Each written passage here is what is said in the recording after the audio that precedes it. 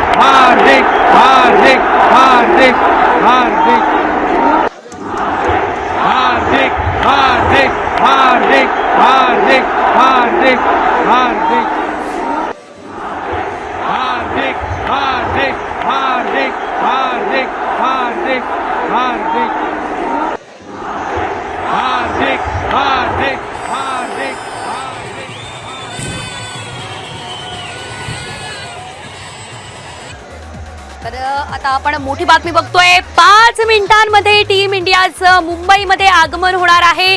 Mumbai विमानतळावरती team इंडियाच्या स्वागतासाठी तुफान गर्दी करण्यात आलेली आहे। जल्लोष हा संपूर्ण भारतामध्ये जल्लोष बघायला मिळतोय। मुंबई विमानतळावरती स्वागतासाठी चाहत्यांनी तुफान गर्दी केलेली आहे। आपण दृश्य सध्याची बघत होतो, नरिमन पॉइंटची दृश्य आपण बघितली, वानखेडे स्टेडियमची बघितली, मरीन लाईन स्टेशनच्या बाहेरची बघितली।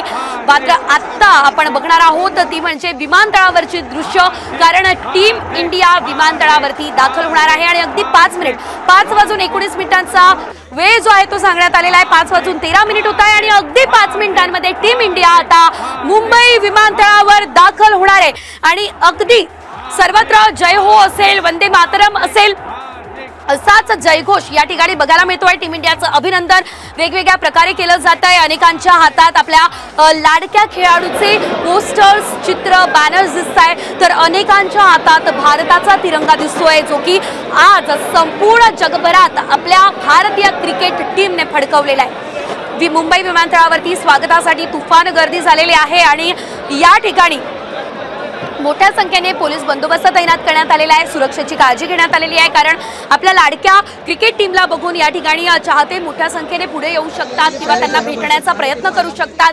त्यासाठी पोलिसांनी सर्व काही खबरदारी घेतली असल्याचं देखील आपल्याला बघायला मिळतंय।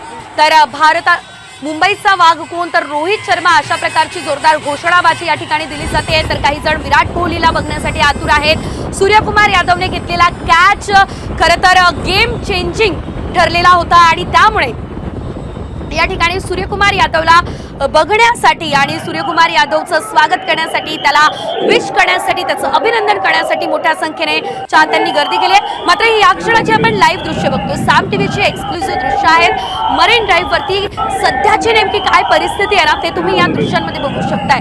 मरीन लाईन्स वरती मोठ्या संख्येने गर्दी झालेली आहे आणि या ठिकाणी well done team India, we proud of you असाच या ठिकाणी संपूर्ण आवाज जो आहे तो घुमत असल्याचं आपण बघतोय। इंडिया इंडिया हाच आवाज या संपूर्ण परिसरात घुमतोय आणि आता जसा जसा वेळ कमी होत चाललेला आहे, जशी जशी मुंबईमध्ये टीम इंडिया दाखल होणार यासाठी कमी कालावधी राहिलेला आहे, तसा तसा नागरिकांचा उत्साह आणखी वाढत चालला असल्याचं आपण बघू शकतोय आणि ही साम टीव्हीची एक्सक्लुझिव्ह दृश्य आहेत।